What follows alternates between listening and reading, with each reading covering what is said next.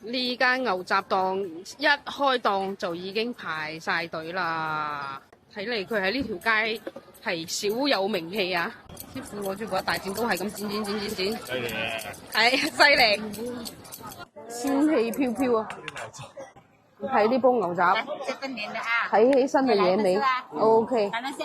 呢份就係我哋噶啦，上邊再淋一啲蒜蓉辣椒醬。35蚊一大碗嘅牛雜啊！大家睇下入邊啦，有牛膀啦、牛大腸啦、牛板筋啦、牛肺啦，下邊基粗就係蘿蔔同埋麵筋打底。喺廣州揾食最緊要咩啊？執生過嚟。冇位，周街都有地方食啦。呢個牛大腸係我最期待嘅，試下。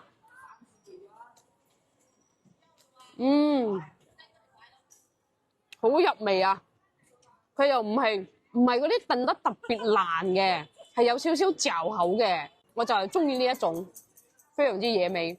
所以喺廣州，你見到嗰啲阿姨攞住把大剪刀喺度剪嗰啲，基本上都唔會踩雷噶啦。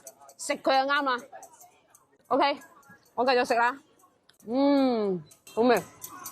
我哋而家嚟到咗廣州特產涼茶，阿媽叫你翻屋企飲涼茶啦。佢推薦咗呢個落肝火嘅茶。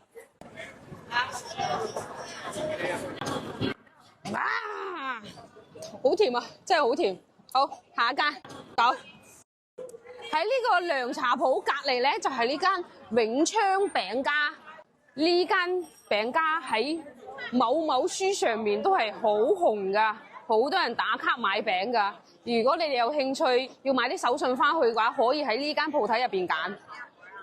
呢間芝麻糊世家可以講係話西華路必食啊！我哋依家嚟試一試，佢呢啲係手工現磨噶。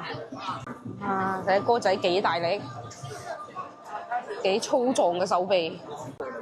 芝麻糊同埋杏仁糊嘅雙拼，我哋而家嚟試下。呢一間芝麻糊世家嚟西華路係一定要打卡嘅。點解一定要打卡唔知，因為佢多人排隊，所以我哋都要跟住食。人多嘅地方，味道一定唔會差。佢啲芝麻糊咧係滑嘅，但係咧佢又會有少少嗰啲顆粒感，唔甜。呢兩樣都唔甜。喺我哋廣東對甜品最高嘅評價就係唔甜，唔甜佢就係好食噶啦。佢呢度咧係仲有啲已經磨好嘅芝麻糊，呢個咁大罐嘅話就係70蚊一罐。